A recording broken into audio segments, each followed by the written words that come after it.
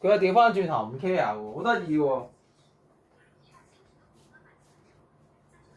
因為阿陳凱文咧，我點解話佢似阿欣，有啲阿欣嘅風範咧？啲似阿你個仔唔 Q 你阿欣咧，阿欣就好緊張喎。阿劉玉滿都係㗎。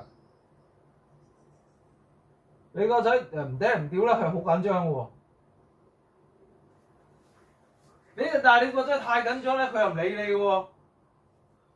又會咯咁樣。你等我，如果佢真係中意你個仔，你等佢你自己表白咗先啦。等你個仔可以直接揾佢。佢如果佢想話收收埋埋，我話冇用㗎。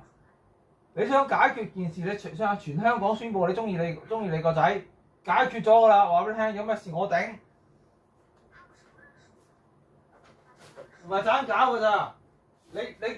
我同阿陳凱文講，你就算出咗聲明，你講咗我都未必去揾你嘅，我一樣可以等阿譚慧雲出現嘅，但我無謂再出聲啦媽，我覺得呢個時候。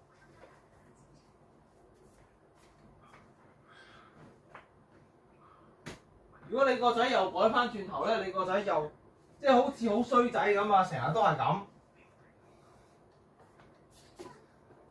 成日都出乎意反乎意，你個仔真係。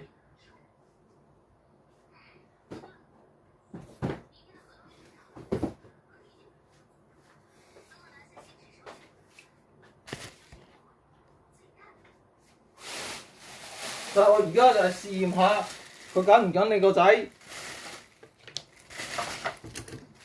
如果你個仔次次都係咁啊，你個仔次次唔理佢。或者話走佢就白心又面又好緊張，你個仔好緊張嗰陣時佢又唔 care。你個仔一定要解決咗件事，等佢自己出咗聲先，無謂再搞啦！你個仔覺得，如果你個仔再起翻佢啲嘢，佢就知你個仔好緊，永遠都解決唔到件事㗎。如果係咁樣落去。